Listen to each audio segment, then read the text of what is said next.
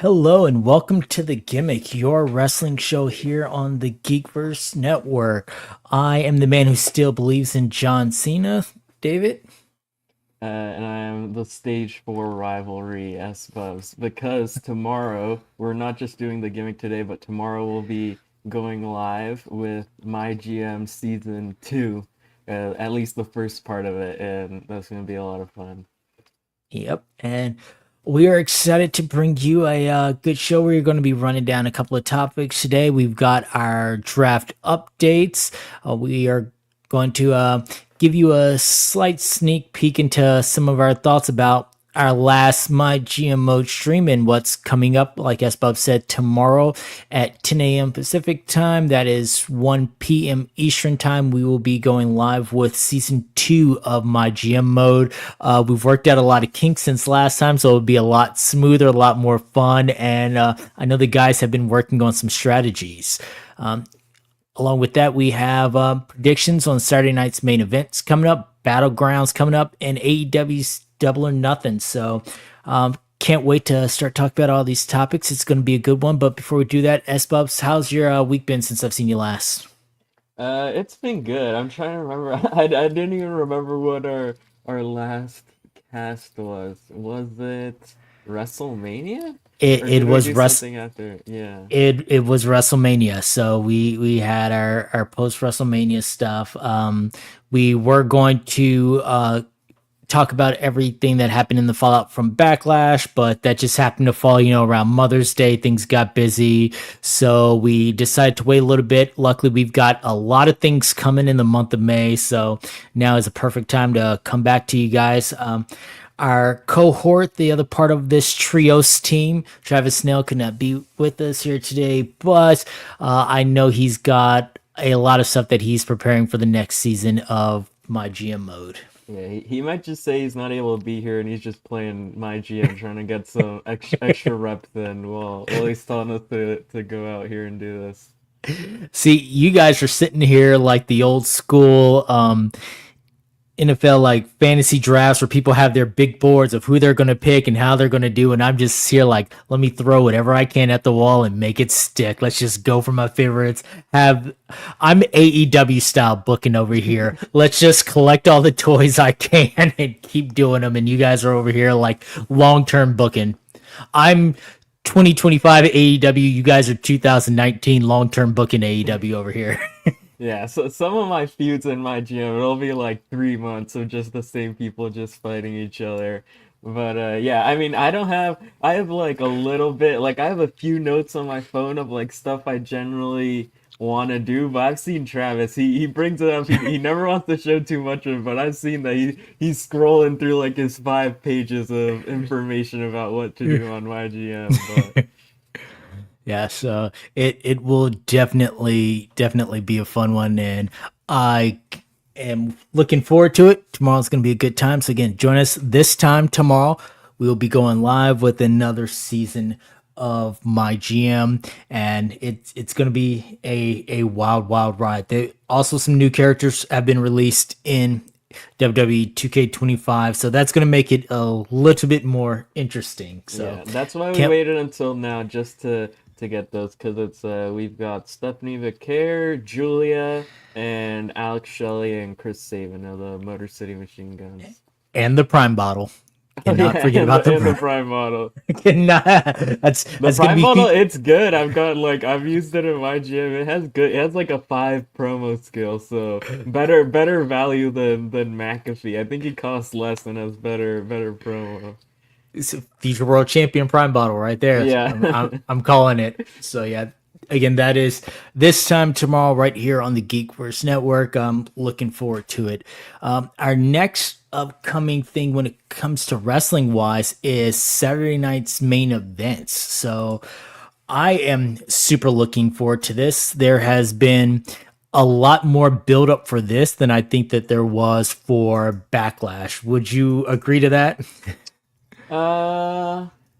I would say so, yeah. I think there's definitely a lot of stuff that, yeah, has been building into this. Because Backlash, like, the Dom versus Penta match, like, I don't think they interacted at all, and they just announced it for Backlash.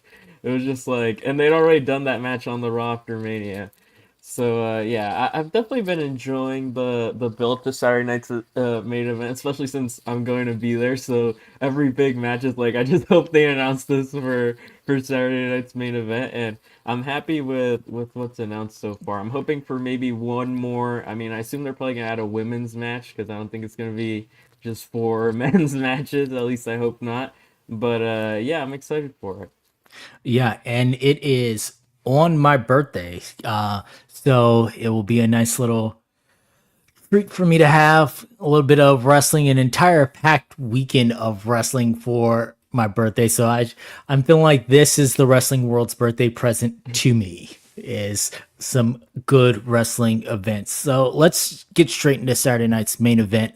We have Jey Uso versus Logan Paul for the World Heavyweight Championship. Not something that a year ago, if you would have asked me, I would have said would be on the card for any event.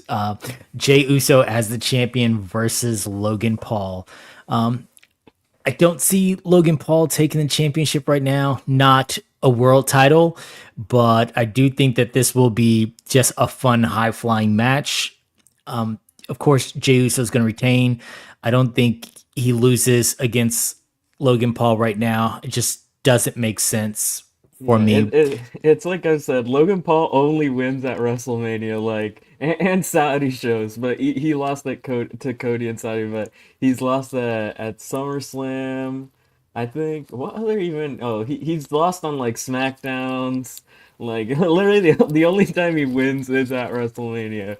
So I'm not Yeah. worried for Jey Uso, but I'm hoping yeah, it'll be a I'm hoping for a fun match. I mean, there's probably gonna be like some of Logan Paul's friends interference, but I feel like even you can still do fun stuff with that, like I don't know, do like instead of just the one guy, get like 10 of them out there and have Jay like dive onto all of them or whatever. I think it'll be a fun match.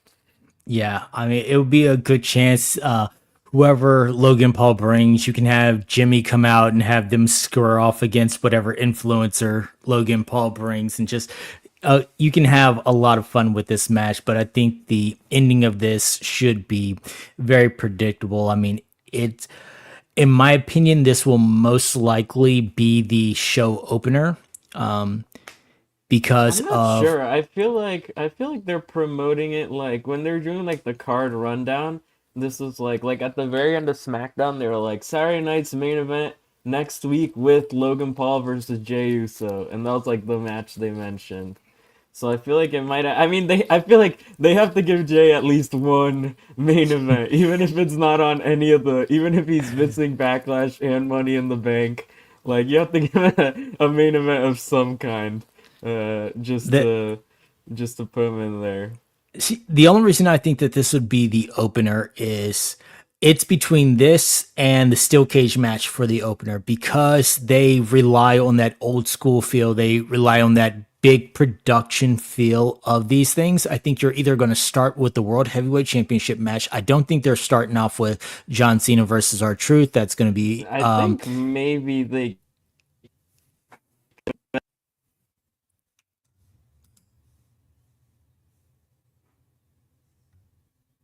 My mic got like unplugged for a second. You're good. But I was like twisting it around and I unplugged it. But I was gonna say yeah, Saturday Night's Main Event since it's on like prime time NBC. I think maybe they do want like if you put John Cena out there first, like there's people scrolling through like oh John Cena's on the show right now. So I feel like that's maybe one reason why he might open. I'm not sure if he will. The other reason I feel is this sort of getting into like that match later on, but I do think Cena versus Truth is probably not going to be a very long match. I feel like they probably want to. I feel like Jay versus Logan. It might not be. I'm not saying it's going to be like 20 minutes long, but I feel like it could be. I don't know, like 15 minutes, and that's like a main event match. Yeah. But I I just think for Logan Paul's star status, having him come out first for the people who are flipping channels and seeing this, having Logan Paul kick this thing off, it gives you that name recognition. Having a World Heavyweight Championship kick this thing off has that name recognition. I do think John Cena versus R-Truth will be a short match. We'll get more into that later as to why I think that, but I definitely think that they're going to go on last. The other option is, again, the steel cage match, because the look of, especially if they use the old school, the big blue steel cage, Oh yeah, I hadn't even thought of that. They might do that. Would then be fun if they did that. that also gives you that look and feel for the people who are just switching channels or whatever its lead in is to Saturday night's main event, having that, oh, okay, I remember this from my childhood moment. So I think I we're think both in a Oh, yeah. I was gonna say, I think really all these matches have some reasoning as to why they could be the main event. Like, if you're just looking storyline wise, I think like the tag match could even main event. yeah, But I feel like these all have like, if I see any of these announced as the main event, I would be like, okay, that makes sense. yeah. So, but I think we're both in agreement that Jey Uso's winning this thing. There's no scenario where Logan Paul walks out the World Heavyweight Champion. Um, I Logan Paul, the new Kane, just giving him the first title defense against the Cody, or well, it was AJ for Cody, but he was like the yeah. second one they just did with like, yep, just Logan Paul's here and you're gonna defend against him now. Yeah. The other thing about that is, I think that right now, if you put a World Heavyweight Championship on Logan Paul, then you lend a little bit more than WWE may want to what Kenny Omega just said about our future WrestleMania is Mr. Beast versus Logan Paul, and no one really wants that. Yeah. So after that, we have CM Punk and Sami Zayn versus Seth Rollins and Braun Breaker. I just think this is going to be a good match. I think this is going. This is not going to be a wrestling match. This is going to be an everywhere breakout brawl, and I'm here for it. Every time CM Punk and Seth Rollins locks up, it's fun. Braun Breaker is there to just be an absolute monster, and Sami Zayn is going to get his moves in. He's going to get those crowd reactions. He's going to sell his ass off. I think this is going to probably be my most fun match of the night, or the one that I enjoy the most. Yeah, I agree. I think this is gonna be really good. Sami Zayn and Punk, when they had their one-on-one match a few months ago on Raw, I really love that match. They had really good chemistry. So I'm wondering how that works out for them as a team. But I think it'll be fun. Obviously, the first match of Seth and Braun as a team, so that's definitely gonna be interesting.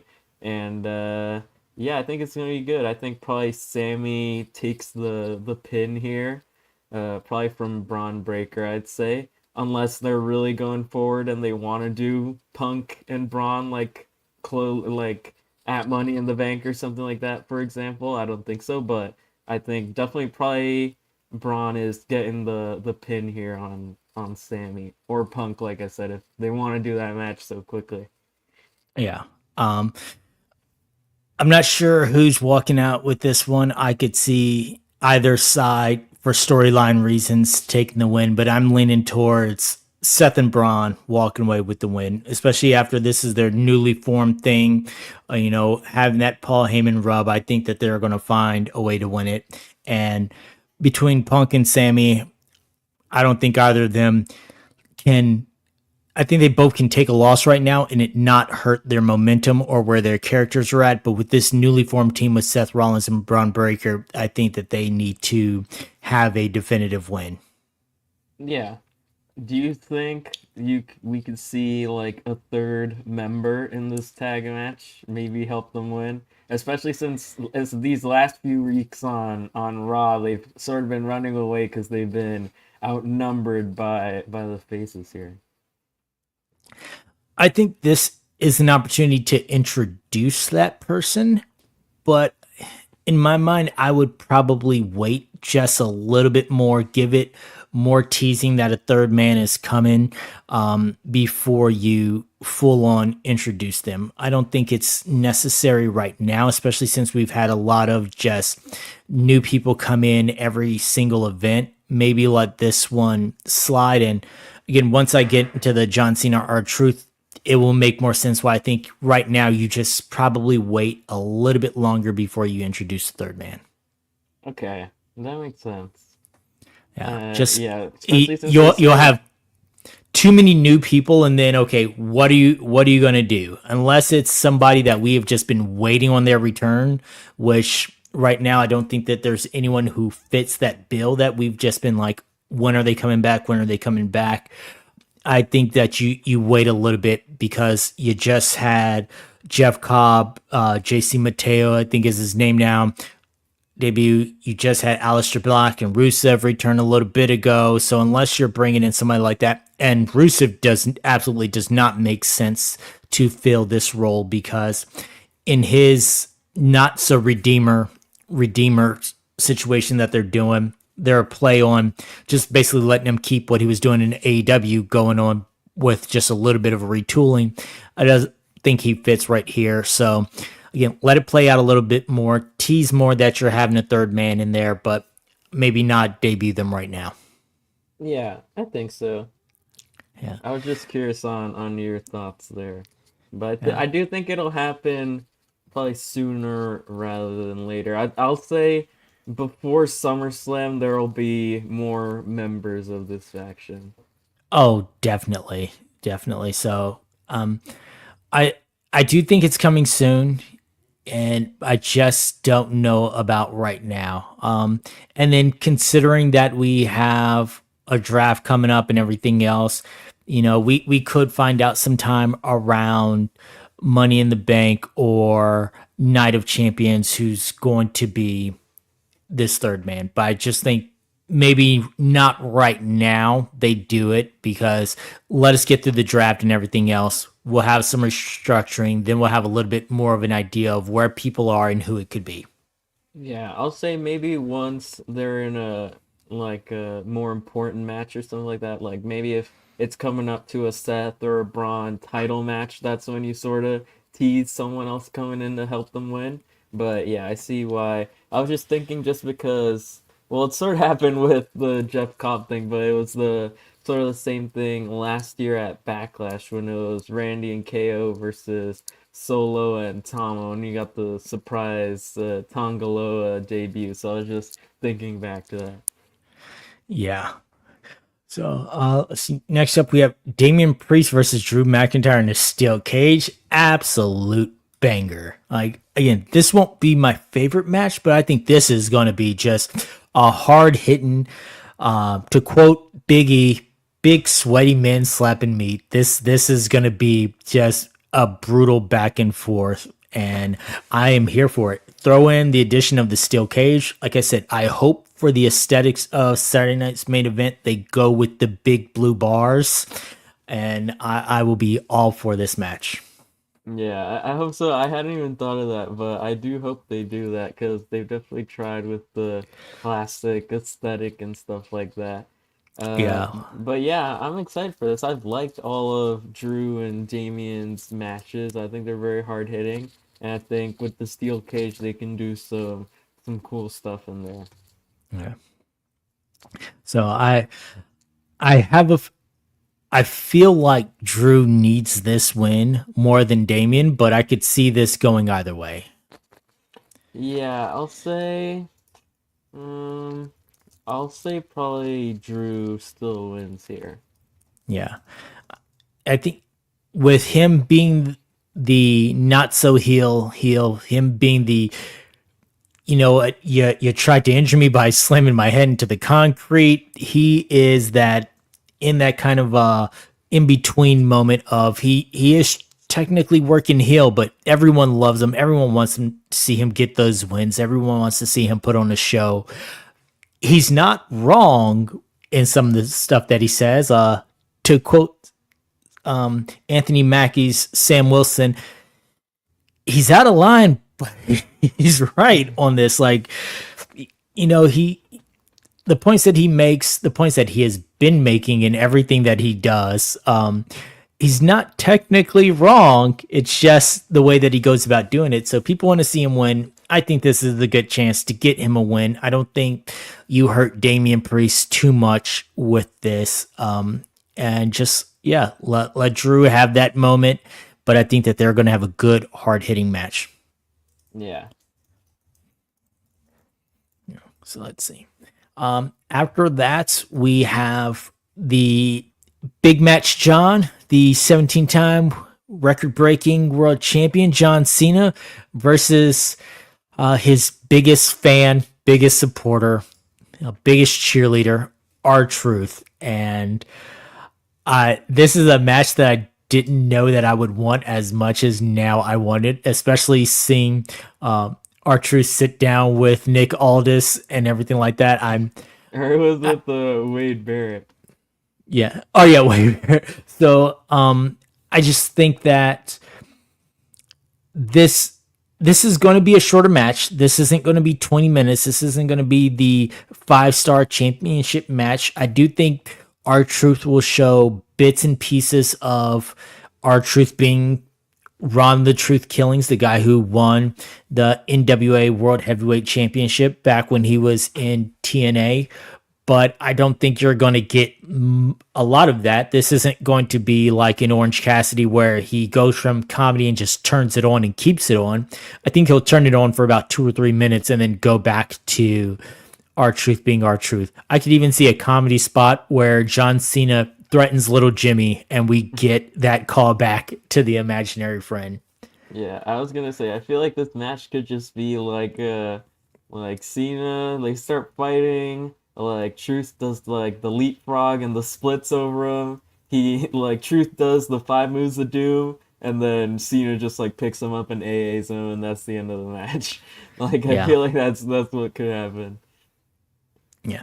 And the main reason why I feel like this match will go on last is because I think that the fallout of this match will see whoever John Cena's next big challenger is going to be, whether it be a returning Cody or someone else. This is where we are going to get where John Cena is going next. There will be an angle to end this night that will linger on the next path for John Cena. And I think if the big emphasis right now is John Cena's career winding down, his remaining dates left, him being the last real champion and walking away with that belt, having it end with the shot of whoever his next challenger is going to be will be the shot that they will want to end on to bring people back for more events, more live television and everything else. Yeah, that makes sense. I hadn't thought of that, but I could definitely see, yeah, Cena like beating up our Truth or like I don't know, just like hitting him with the belt over and over or something like that, and someone comes out for the save there. Yeah. So match ends. Either John Cena continues a beatdown or he just gets on the mic and just starts berating Truth and then berating the crowd and continuing to talk about, the people and how they're the reason he's turned heel and people like our Truth are the reason and all this other stuff and just, berating him. And then that's when we get whoever the next challenger is who's going to take that away. We lead into the next couple of weeks, next couple of months of television. And that will be your segue and that will be what will keep the people coming back. Yeah. So I don't think there's a situation where John Cena walks out of this and we don't know what his next path is going to be. Because with his limited dates, you got to sell what's coming up next, whether it be appearances from whoever the challenger is. If it is Cody, you can start promoting that Cody's going to be in the next city, whether John Cena's there or not.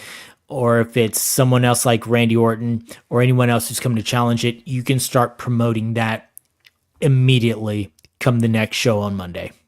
Yeah, especially since how many weeks after that is Money in the Bank? Well, like pretty much Money in the like Bank, 1 week later or something like that, or 2 weeks later, 2 weeks. it's June 7th. Okay, so yeah, that would make sense if you get someone out there and then they can be on SmackDown the next week, and then probably Cena will be there for the go home, and then you have your match there. Yeah, so with it being, let's see, June 7th, that's 2 weeks from there. So you have this on the 24th, then you have SmackDown on the 30th, SmackDown on the 6th, and then the pay-per-view on the 7th. So perfect time to do it. Hmm. So yeah, I think we're pretty on par with our thoughts on Saturday night's main event. Like I said, I other than whoever's going to challenge John Cena, I don't think anything big or major is going to happen. No huge title changes. I am surprised that there is not a women's match on this show, but this does also leave an opportunity maybe to officially announce Evolution and everything else and bring the women out and promote that if it's I going to feel be like they're a. still gonna have a match because, like I was saying on the Discord, like the first Saturday night's main event, like the one in December had 5 matches, and then the one in January just a few months ago had 4. But the thing with the one that had 4 was that the Jay and Gunther match was like, if you include entrances, was like 30 minutes or something like that, and I don't think any of the matches on this show are necessarily gonna be close to that length, so I still think there's space for probably one more match on this show. Yeah. Um, yeah, I don't see any huge 30-minute matches with this. So I mean you do have a chance to have, I would hope, an Intercontinental Championship or a United States Championship match. Get those in there. We don't have enough time for Liv to return for and build up anything for the women's tag team championship, but at least you can use those mid card titles and throw them on there. Yeah. So my vote for that though would probably be the women's championship, just because again, this is the your big television facing one. Give Zelina that moment. I think Lyra has been putting on some banger matches, but I think it would be nice to give Zelina that moment. She comes out, she does her thing. Again, you appeal to a broader audience with the United States title match, and you know Zelina is going to come out with a banger outfit opening and things like that. So if you're going to do it, I would say go ahead and use the United States Women's Championship. But I do hope they either throw in a women's match or use this time to bring the women out and promote the Evolution pay per view. Yeah. All right. Next up, very next day, we've got a NXT Battleground. Now, this is your wheelhouse. I Yeah. have been watching NXT a little bit more. I am nowhere near the aficionado that you are. Part of it is that I have Board of Education meetings every other Tuesday. So when NXT is going on, I'm sitting in a Board of Education meeting. So most times I'm catching it secondhand or here catching highlights. Here's what happened on, or I'm following along. You are amazing in our Discord about breaking down not only match results, what's going on. Like I can just leave a window with our Discord open and I'm feeling like I am following along beat by beat with the commentators. So thank you for that, because that definitely helps me feel like I don't have to rush home and watch every part of the show. Yeah. Let's see. We have Tony D'Angelo versus Stax, and just this is the culmination of the family breakdown. So why don't you give us a little bit more info on how we got here and what do you think is going to be the fallout of this? Do you think the Don takes it, or is Stax continuing his rise?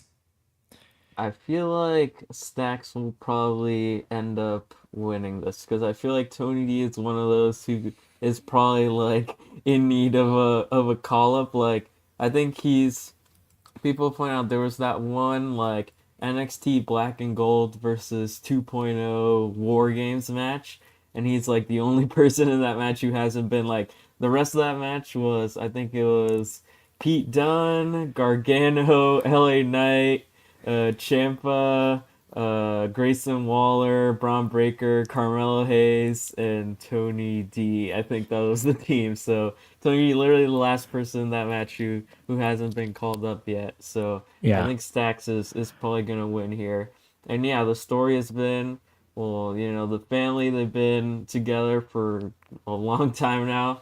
And yeah, there was the big moment there at Stand and Deliver where he betrayed Tony D, And since then, there were like some vignettes and stuff of like Stacks like killed off like Luca Crucifino or something like that in like the desert, and then like Adriano Rizzo was like sent to a safe house, and then this past week, he was up on the Titantron like outside her house, so Tony D drove over there, and then Stacks sneak attacked him and challenged him for a match at Battleground. Yeah, it's been a wild ride with the family and where they're going. I do think that this would be a perfect time for Stacks to basically put the nail in the coffin for the family, and then give Tony D'Angelo a chance to go to the main roster or do something else. I feel like it has it's been fun, but it's kind of run its course, and Tony D'Angelo needs a new direction. So this is the perfect time to end that and give him an opportunity to move on. Yeah, the family definitely had a lot of great moments. Obviously, like being like a face faction who just like kill people off is like really funny, and they've been the bait like they've started off some like they pretty much created the new no quarter catch crew because the story if you go back is in kayfabe Charlie Dempsey paid them to kill Drew Gulak, and then Ren Sinclair caught them taking the body away, and then she pretty much forced them to make her join the faction because she said she was gonna tell people if they didn't let her join. So that's the story of pretty much the no quarter catch crew now that she's a big part of it. But it all started with her blackmailing them into after seeing them dispose of this dead body. Yeah, it's definitely it's been fun. It's been interesting, but I don't see a full direction for them to go after this. So, like I said, it's a good time to wrap up the family and move forward. Give Tony D'Angelo something else to do. Stacks can continue working it on his own and building his name. He'll stay in NXT, but it's a good time for Tony D to get called up. Yeah. We've got Trick Williams versus Joe Hendry for the TNA Championship. This one, I'm a little worried because I like both guys. I love Joe Hendry. I've liked Joe Hendry since What Culture Pro Wrestling days when I would watch that on YouTube or watch his amazing entrances in North Wrestling or ICW via clips and things like that. So I've always been a fan of Joe Hendry. I'm glad that he's getting his time to shine. I'm glad that he's getting his pop around the world. Do we think that TNA is going to let their champion lose to Trick Williams on a non TNA show? I think they will.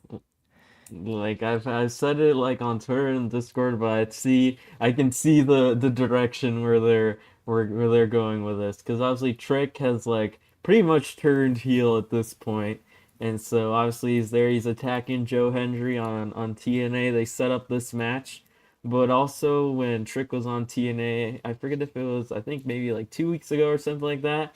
They teased like a little interaction there with Mike Santana, and so what I've been plotting out here is I think like Mike Santana's whole story in this Mustafa Ali feud they had like over the past few months was he wanted to go for the title, but Mustafa like messed with him and was like, "You have to fight me first, pretty much."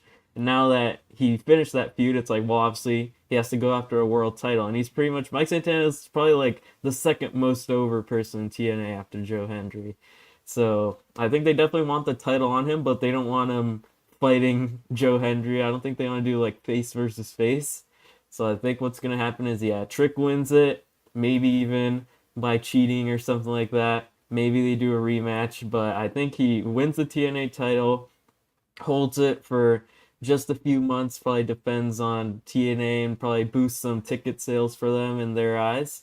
And then I think he drops it to Santana in Slammiversary in New York there and crowns Santana as like the new TNA guy, saving TNA from NXT. You know what? I did not think that long term into the booking, but I could see that. I could definitely see that being the direction. I know Mike Santana is been putting in huge work over in TNA and is absolutely loved. And so this is a good way to put the title on him without him being the one to take it off of Joe Hendry, which with the love both of those guys have, that would not be a viable option. So yeah, have Trick take it, then him be the savior to bring it back to TNA. That could definitely be a shout right there. But so do you think that if Joe Hendry loses the TNA championship, that further solidifies he's making the jump to WWE full time? I think his contract is still not up until like around the end of the year, but I think either way, yeah, he's probably coming over. I mean, they've used him already so much. I don't see like I think he's definitely coming over whenever his contract is up. Yeah, the most that I could find was that it is late 2025. So, not quite sure exactly when that falls. I mean, if that is November, that's what, 6 months from now. So, it could be a deal where they get it off him now and then he continues to be in the picture before coming over to WWE, or with their working relationship, there's just that straight, hey, we will buy out his last 6 months and just go ahead and send him our way. Yeah. But at the same time, I feel like it's like if they already pretty much have free reign to use them like whenever they want, I don't think they'd necessarily do like the contract buyout because I feel like why do that when you can pretty much just use them? I don't know how much they have to pay TNA or how the transfer really works, but I assume it probably costs less than like paying his contract if it's like Yeah. a by appearance deal. So I assume they'll probably keep using him. I assume they'll probably make some more appearances on NXT throughout the year before he eventually is sort of like what Jordan Grace did. Like she made at the end of last year, she was on NXT a few times. They did the show at the ECW arena and she was there, and then she was sort of gone for a few months and then reappeared at the Rumble as a full-time WWE person. Yeah. So you kind of have me convinced now that this is a chance for Joe Hendry to lose the title. I don't want it because again, I love having him with the title. I like the guy, just period. Been watching him for years. If anyone gets a chance, go listen to his interview with Chris Van Vliet that just dropped this week.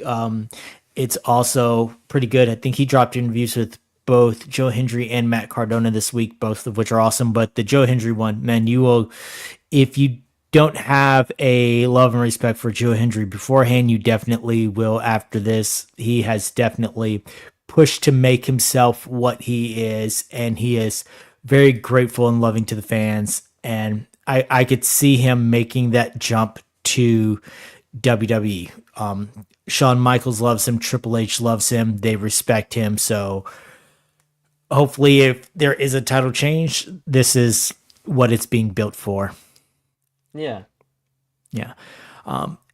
Speaking of former TNA, we've got Stephanie Vaquer versus Jordan Grace for the NXT Women's Championship. Is this the moment when Jordan Grace wins the big one? I also think it will be, yeah.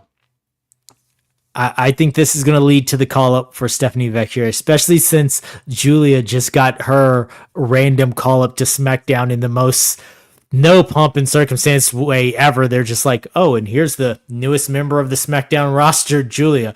And moving on now.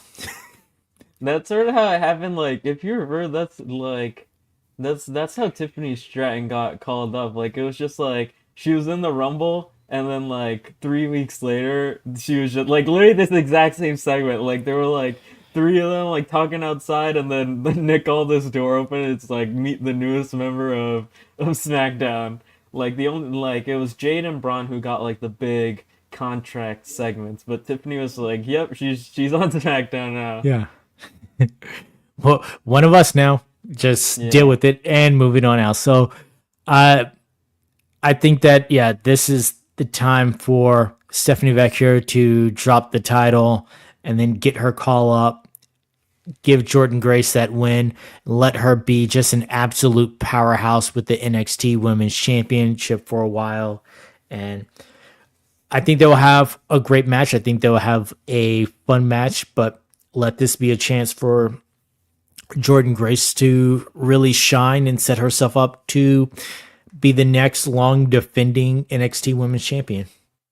Yeah, I agree. I think Jordan's definitely gonna win. I think she's gonna have a good reign because especially right now, she's sort of. I think there's definitely contenders, but I definitely think she's holding it for a while until some of those. I think some of the people who were in the North American division are definitely gonna start getting built up more to that main event level. And Yeah. yeah, Stephanie Becerra definitely, I could see this being her call up. Obviously, it's shown they used her on the Raw after Mania. They used her the week after that, literally just for a random match that had like they just wanted her on Raw. Like they definitely want her on the main roster as soon as possible. And yeah, I think it's happening. Yeah. And then Obafemi versus Miles Bourne for the NXT Championship. So Obafemi is facing mini Randy Orton.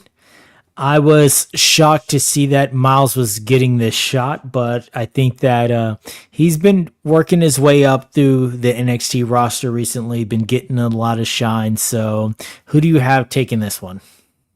I think Obafemi is probably still gonna retain, but I like that they're definitely giving someone different a title shot here. Like it's not like a tenth Ethan like Trick Williams' reign. I think what hurt it was just that it was all like rematches. Like it was like three Ethan Page matches, three Ridge Holland matches, and then just like Obafemi beat him. I like that with Obafemi. There's definitely gonna be some variety, and obviously if you need you can't just have the same people fighting for the title over and over. You have to build new stars, and I think giving a shot to Miles Bourne is a really good idea.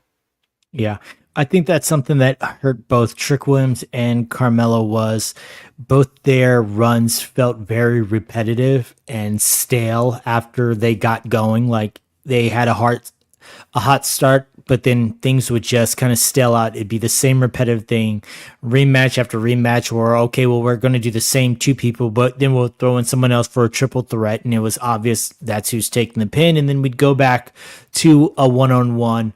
Oh, you didn't beat me directly over and over again. So yeah, I'm excited that Miles Bourne is getting a shot. Let's give some other people from NXT a shot and let Obafemi looks strong and dominant against different opponents, not just the same person over and over again. But I agree with you. Obafemi's taking it. I think that he's going to have a nice, healthy, dominant reign for a while. And like I said, I just hope that they continue to rotate out his opponents. Yeah, he even made a joke on NXT, I think it was this week or last week. He said no more triple threats. 'Cause that was the joke people made. Like all his North American title defenses were triple threats, and all his last NXT title matches were triple threats. So it looks like he's gonna be doing more one v one matches. But yeah, obviously, Obafemi has had a fun reign so far. Obviously, he's fought Trick Williams, he fought Eddie Thorpe, he fought A Town Down Under pretty much 2-on-1 in a match, which is just like if you do stuff like that, I think it's definitely not just the same people over and over. And even if it's triple threats, there's obviously different dynamics you can do. But yeah, I think Obafemi's gonna have a good reign. I think that's also another one similar to Jordan Grace, where I don't. Well, actually, I do know. I hope Javon Evans is the one who eventually beats Obafemi. But like I said, I feel like that Yes. could still be down the line a few more months. I don't think it's happening here. Yeah, if it is Javon Evans taking this, I would love the underdog, the scrappy flippy guy taking it off of the big powerhouse. And yeah, let's go with that. I'm definitely excited for that. So I like I said, this is another one where we seem to be pretty on par with where this is going. Doesn't mean that the matches won't be good. Don't mean that the matches won't be fun or memorable. It's just it's for people who are in the know. It's just kind of written in the stars. Yeah, And I if think Joe, there. Oh, I was gonna say there's actually two more matches. One of them it's like pretty much confirmed, and the other one I'm not sure about. But this week on NXT, it's if Kalani Jordan beats Zarya, she gets a shot at the North American Women's Championship at Battleground. So I think that'll happen. So a rematch of the great match from Heatwave, the one where Sol Ruka and Kalani just did all of Osprey and Ricochet spots, and it was like a great match. And so I think they're definitely gonna do that rematch as like a big title defense for Sol Ruka because that first match was so good. And then the other one, which I'm not sure, I like missed this backstage segment just because I was doing other stuff, so I don't remember if they said it was for Battleground, but there will be a triple threat on NXT with the winner facing Ricky Saints for the North American title, but I don't remember if they said if that's going to be at, like, if the match for the North American title will be at Battleground. But the triple threat is Javon, Ashanti the Adonis, and Sean Legacy from Evolve and the Indies and stuff like that. Yeah.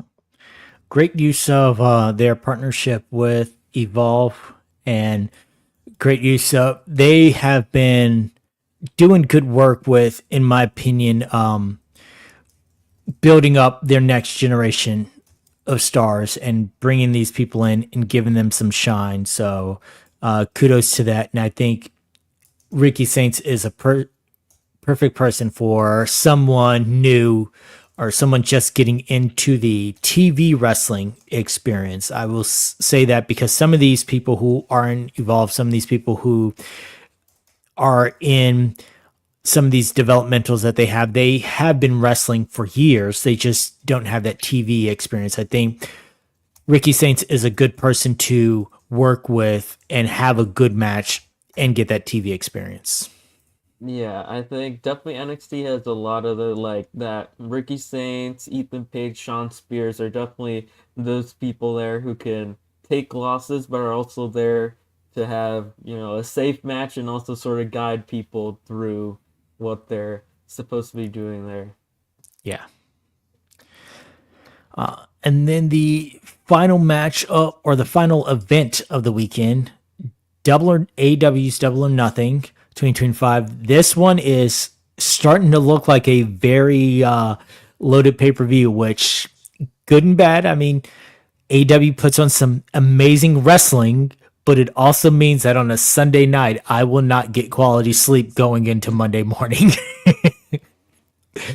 So we have Hangman Adam Page versus Will Ospreay for the Owen Hart. Who do you think is going to take this one? Is Will Ospreay the technical wrestler doing it, or are they giving it to Hangman? I think Osprey is winning it because I think it's still gonna be Swerve and Hangman versus the Bucks at All In. Yep, I agree. I think Osprey's winning it for two reasons. Number one, I think they have plans for Hangman going forward, and some of that will be revealed later. But I think this is a perfect time. Give it to Will Ospreay. Let him have that moment right now, and the scene of him afterwards, the promo that he's going to give after winning it, it's going to be fun for AEW. They always do the interview with the winners afterwards. I think it will be a more fun showing with Will Ospreay than it would be for Hangman Adam Page. I've thought since it was announced that Will Ospreay was going to be in this, that he was going to be the one winning this.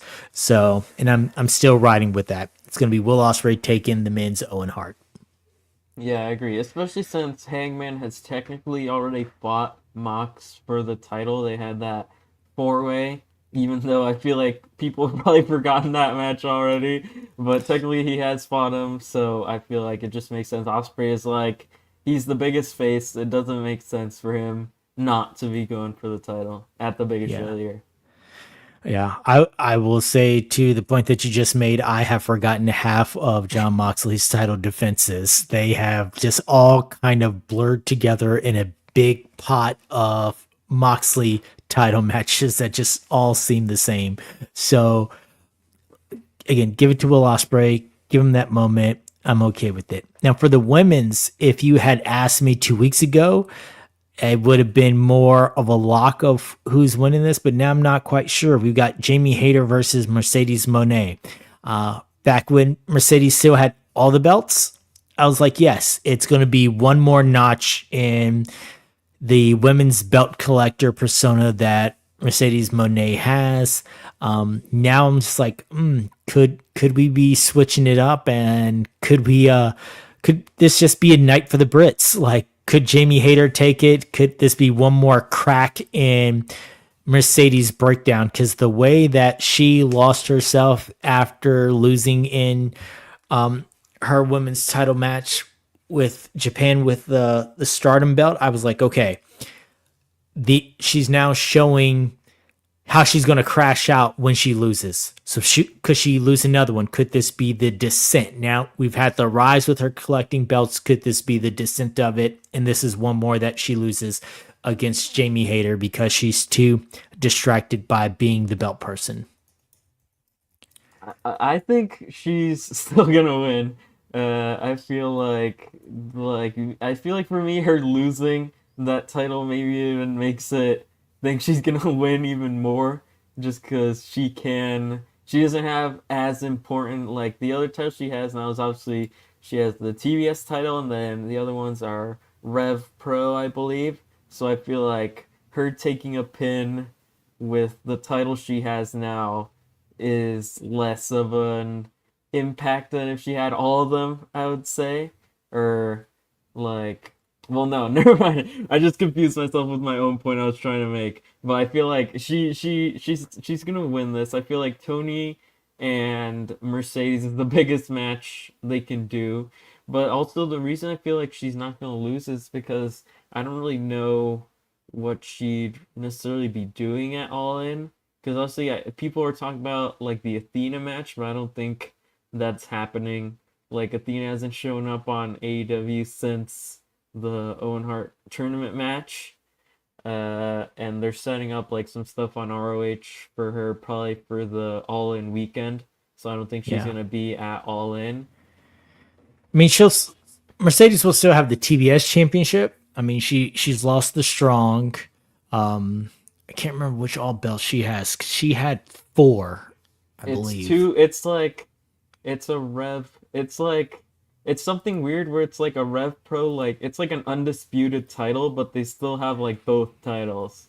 I think it's what it is.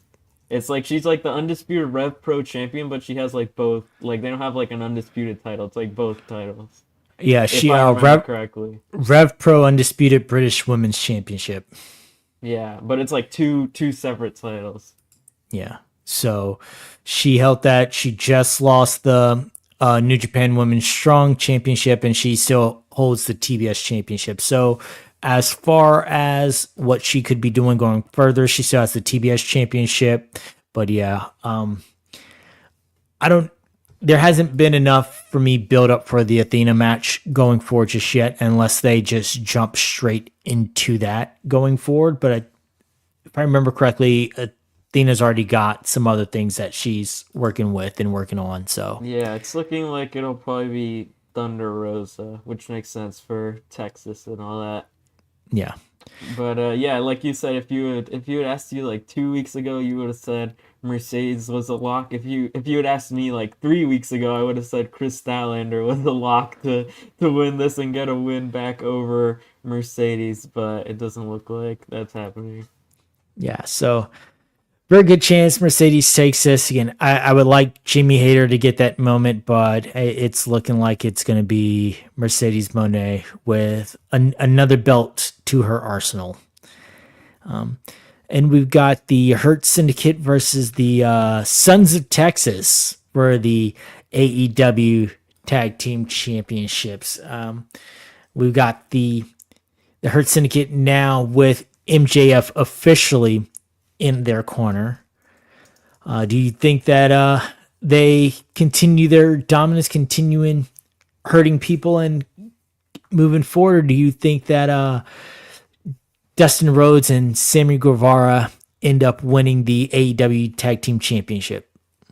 I think the Hurt Syndicate definitely retain here. I don't think Dustin Rhodes is gonna be he's gonna be holding three belts. Uh, No.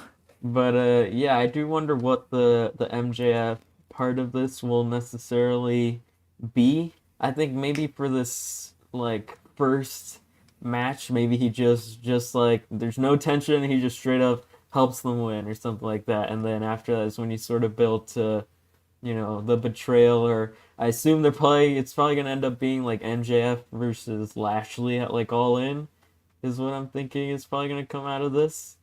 Yeah. Um, I feel like this could be a situation where somewhere on the outside, when the ref isn't looking, MJF does something to Dustin because we know Dustin's not afraid to bleed on TV. So this could be he takes it a little bit too far and he's like, what? We hurt people. I'm part of the Hurt Syndicate now. And that's what helps them. Him taking out Dustin is what helps them win. But it also creates that division within the Hurt Syndicate of, hey, you're not in charge here. You listen to what we say, you follow our orders, and continue to build up that tension between him and Lashley. Yeah, I could see maybe him going in with like the diamond ring and just like busting him open through that, and yeah, just while the ref isn't looking, and he turns around and Dustin's all bleeding and stuff. But yeah, I think it'll be a fun match. From what I've seen, I think Dustin and Sammy were on the Wrestle Dynasty show, if I remember, and they had a nice little match there. So I think it'll be a fun match. I don't necessarily know if it'll be like super long or anything. Like the Hurt Syndicate are definitely a very dominant team, but I think it'll be a good match there. And yeah, definitely I feel like it'll be less about if the Sons of Texas have a chance of winning and more about building the story here of MJF and the Hurt Syndicate. Yeah. Um, After that, we have Timeless Tony Storm versus Mina Shirakawa for the AEW Women's Championship. Uh, this is going to be a fun one with, and people are going to be chanting for Mariah the entire time, trying to while she's in her AEW prison, her Guantanamo Bay, I believe is what you referred to it.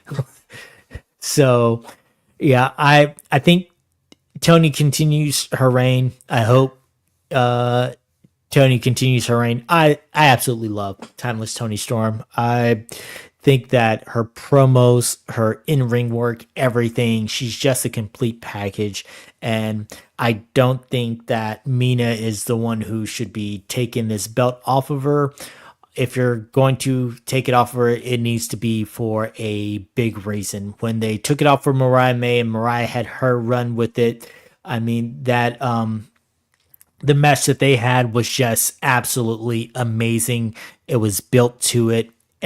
The build up to it, the aftermath of it, everything about it was great. And the way that it made Tony switch characters for a while back to the rock star version of herself and things like all of that made sense. It does not make sense right now for Mina to be the one to take it off of Timeless Tony Storm unless you're bringing Mariah May back with a fat ass contract and she's going to be here for a couple of years. Yeah, I think especially with the Owen Hart like tournament on the way, there's just no way she's losing. Uh, but yeah, like I agree. I think even if Mariah does come back, I don't think that would lead to a Mina win. If anything, it would just lead to another Mariah title match.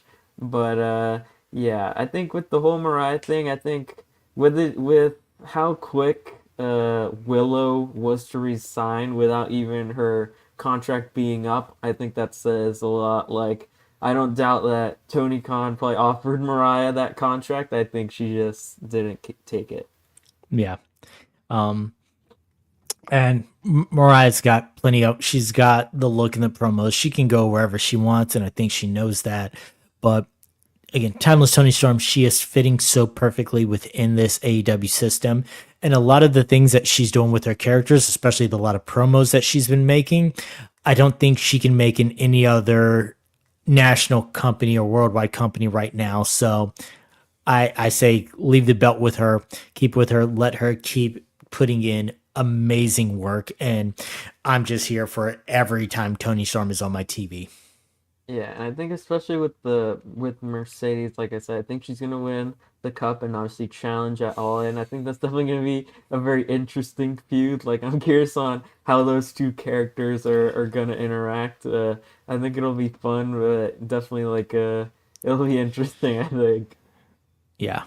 Uh, the promo battles between them will be fun with Mercedes over the top, think she's all that type feel versus timeless Tony Storm and her stuck in the 50s and 60s, like that whole thing going on. I think that they will have some interesting interactions and I think it will be fun. So yeah, definitely Tony Storm keeping this future bout against Mercedes, who's going to win the Owen Hart, and we will go from there with those two and just have some incredibly funny and lively promos, and then a great match because those two together will put on a banger. Yeah. Then we have in a match that I did not see coming, FTR versus Daniel Garcia and Nigel McGuinness.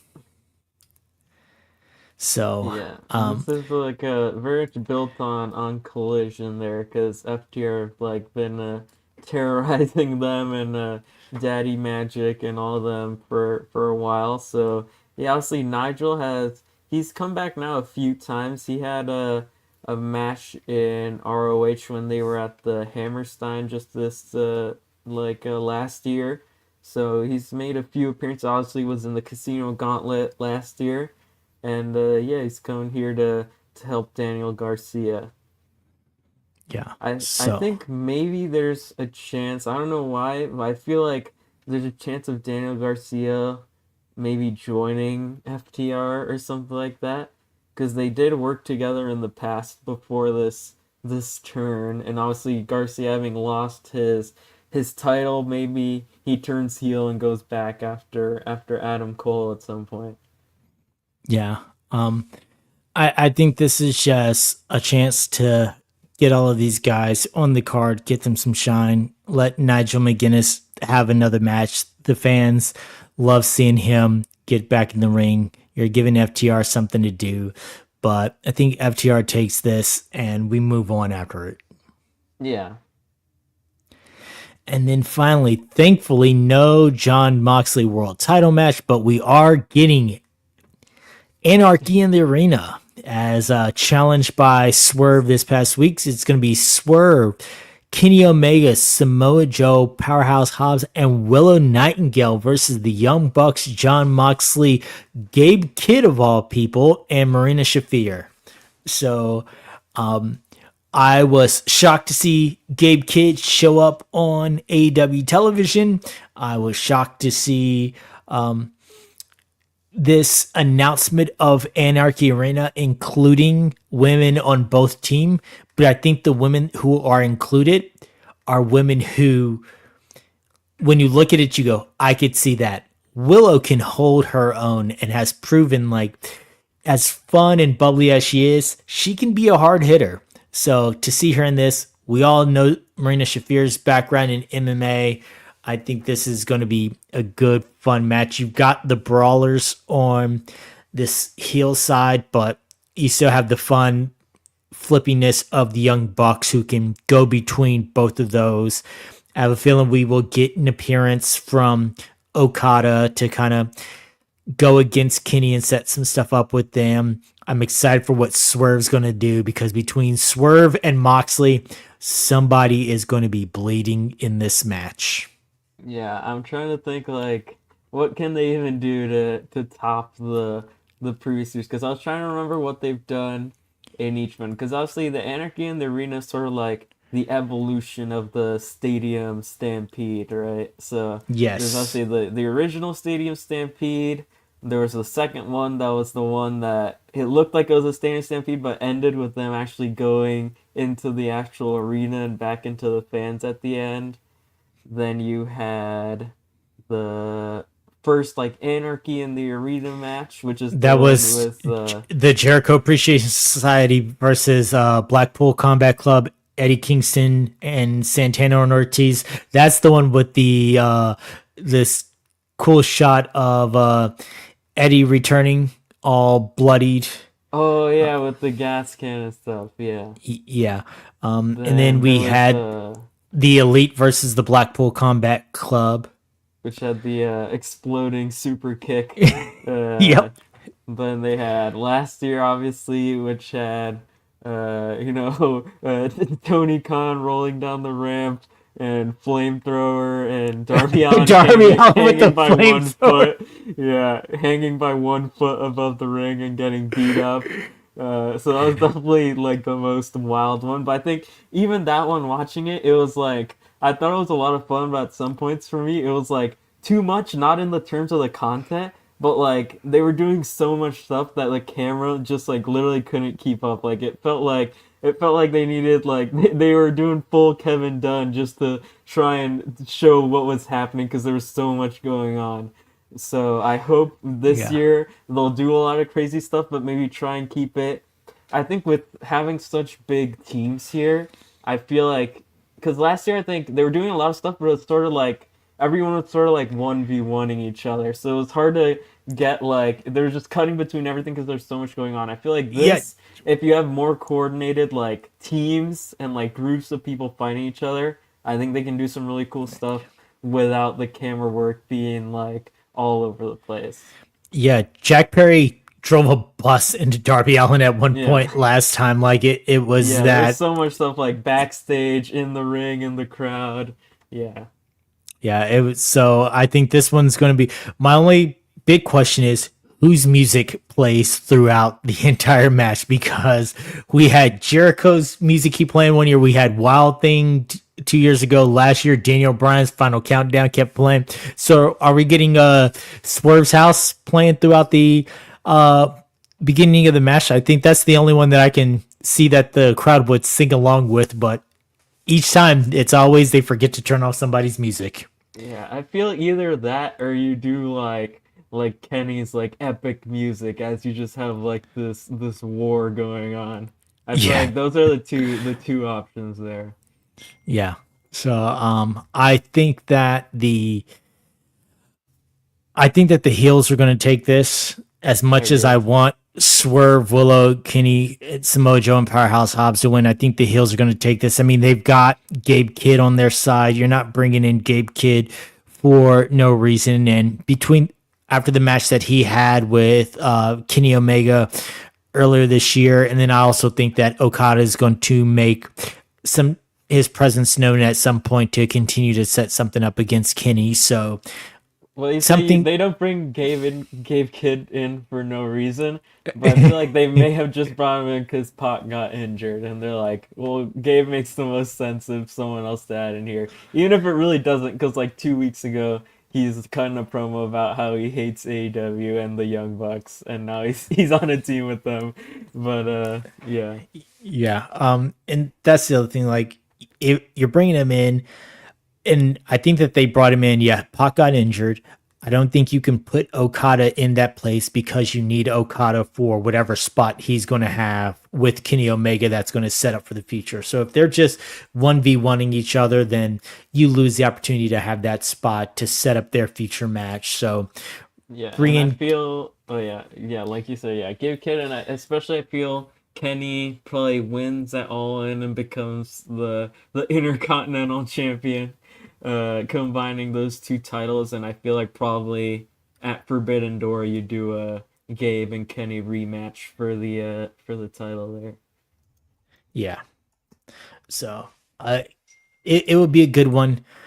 It's just, it will be a long one. And that is the only part that I am not too much looking forward to when it comes to these AEW pay-per-views is they know how to pack them on and they know how to go late. The Anarchy in the Arena is going to be anywhere from 45 minutes to an hour probably. I'm hoping that the FTR Daniel Garcia is going to be short. Um, Hangman versus Will Ospreay is probably going to be 20 to 30 minutes. Jamie Hayter, Mercedes Monet is probably going to be 15 to 20 minutes.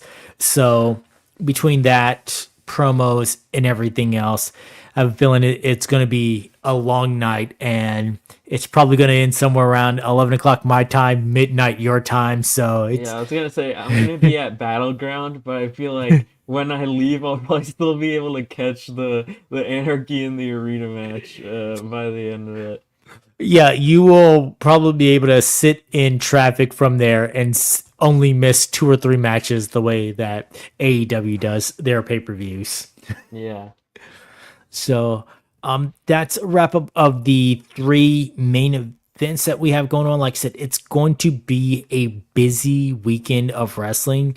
I'm excited for it, but also I'm definitely going to have my magnesium and my tea ready because I'm going to be lacking some sleep by the end of this. But yeah, obviously good that we're gonna be doing the show the week after that, so we'll have time to catch up on what we each didn't catch on that weekend, and obviously we'll be reviewing all three of those shows the week after.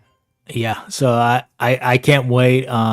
We're gonna see all the big things that pop up and go from there. On that next show, our friend and brother Travis Snell should be back for that, so we will be set with that. If we go, so let's do some draft updates. Where are we sitting Yeah. right now? Because it's with everything that happened with Backlash and everything that's coming up. Like, I need to start looking forward to what points I can get because Lord knows I need the help. Yeah, definitely the thing that helped me and Travis is we got our 100 points for the WWE return slash debuts. So I'll just read off what our scores here. Luckily, I fixed my spreadsheet here, so I actually have like a tab that has like the total points instead of me having to like manually calculate them each time. Now I combined all of it so I can see it more easily here, but I can obviously still break down individually where those points are coming from. So I'll start here with yours. You are at a total of 40 points. Oh man, that hurts. And it's because let's see. You yeah, you are at negative 19 normal points. You have 55 like main event slash bonus points, and then you have 4 jobber points, which all adds up to 40 in total. Then you have Travis in second place, and he is at 172 points.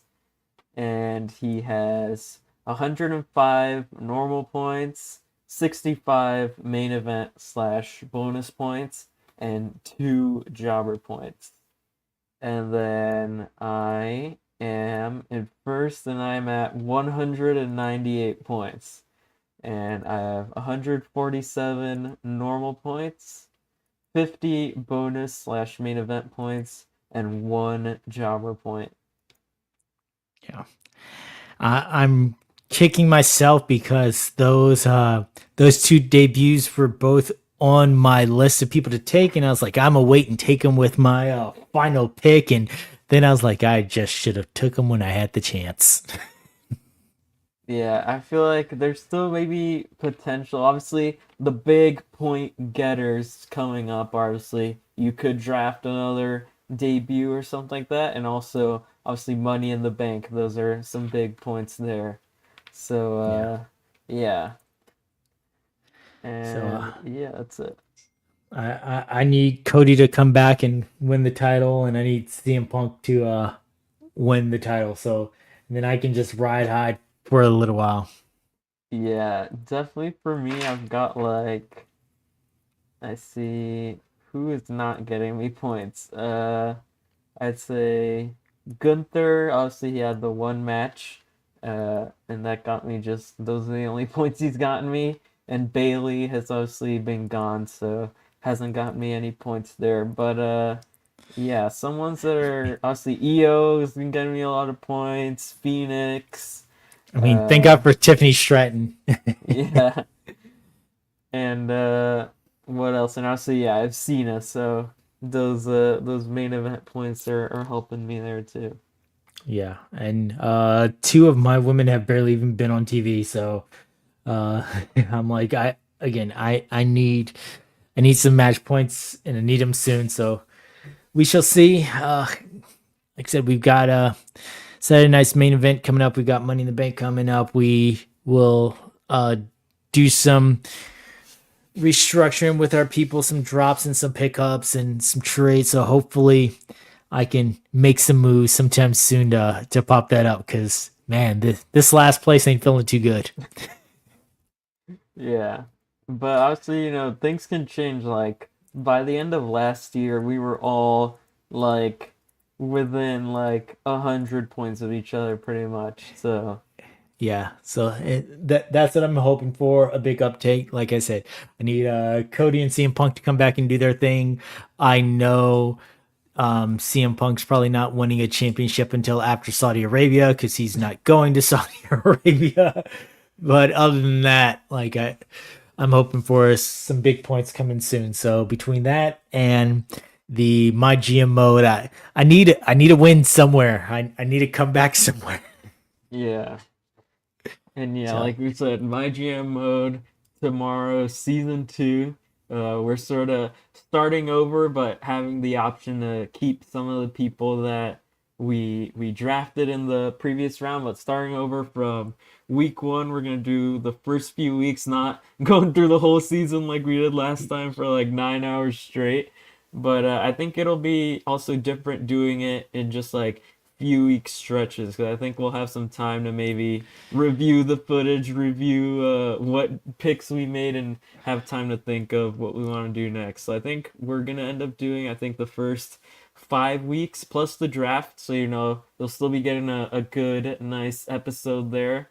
And obviously 5 weeks means building up to the first PLE and then having our cross brand matches there. yeah, we're going to be taking a more episodic approach, which again, it's going to make not only getting these episodes out to you guys a lot easier, it's going to make our days a lot easier. Our first one between technical issues, figuring some things out, and it wasn't necessarily technical issues on our end. It was the first week of the game, and if you know anything about games, like the way that they ship now is the most incomplete thing ever. So we face a lot of glitches, a lot of bugs, a lot of getting kicked out of our draft rooms constantly. Like it was a comedy of errors, but we made it work. 7 hours later, we were done with everything. But we're going to be taking a more episodic approach. That way, we can also get things uploaded. So that everyone can watch it in shorter, more consumable bites. So you're not trying to remember, okay, where did I leave off with this one? Where did I leave off with this one? Where are we at? And it's just going to make it a lot better for you guys to watch, for us to record, for us to be able to bring you more episodes. So it's just going to be more fun that way. Yeah, and yeah, like you said, it's gonna be a fun time. Definitely, probably gonna be changing up some of our strategies, and now obviously knowing a bit more about the game. Also, a difference is that last time we played on sort of like the new mode, which is sort of you need to upgrade all your different parts of your show to unlock different match types. But this time we're playing on classic mode, which means if you wanted to do a Hell in a Cell in your first show, you could. And so it's definitely different because something I've noticed is when you do the new mode, when you unlock stuff, a lot of your wrestlers like match specialties will be those first ones. Like a lot of them will have tables as their specialty just because that's one of the first ones you unlock. When you do all of them, you'll have some people whose specialties might be harder to use because it's those like some of them they might have like an underground specialty or Hell in a Cell specialty or Iron Man specialty, which is costs more, but obviously you'll be able to get that rating boost. So it's definitely a different strategy. Yeah. So follow us along on the Geek First YouTube channel. If you want to go back and watch the last season, we already have it broken down. If you go to the YouTube channel, go to Geek First Podcast Network, click on playlist, and then you will see WWE 2K25 My GM Gimmick play sessions, and that will list them in, like I said, smaller, more consumable bites. That playlist section is where you can find everything from the GeekVerse Network and a nice little breakdown so you can see previous episodes of the Gimmick. You can see everything else that's on the GeekVerse Network. So again, go over there, take a look at it, come back, join us tomorrow for a live playthrough, and it will be fun. I can't wait for it. I can't wait to try out the one or two new strategies have compared to the notes and notes that you guys have, and just to hang out and have some fun. So guys, get your Sunday coffee, come join us. It's going to be a good time. Yeah. So with that, I think that wraps up this episode of the Gimmick. Like I said, we will be back tomorrow for the MyGM playthrough. Travis Snow will be joining us. It will be a good time, and we look forward to coming back after Saturday night's main event, after Battlegrounds, after Double or Nothing, looking ahead towards the possibility of the actual WWE draft, Money in the Bank, and things with that. So we will catch you guys tomorrow at, again, 10 a.m. Pacific time, 1 p.m. Eastern time here on the GeekVerse Network. We'll be throwing links out there on Twitter and all of our socials so you can follow us there. S-Bubs, tell the people where they can follow you. I am at the S-Bubs pretty much anywhere, but I'm mostly on Twitter. Yep. And I am at the Phantom across all social media. So again, come see us tomorrow, same time, same channel, and we look forward to bringing you another fun season of the Gimmicks WWE My GM mode. So we will talk to you guys tomorrow. Bye. See ya.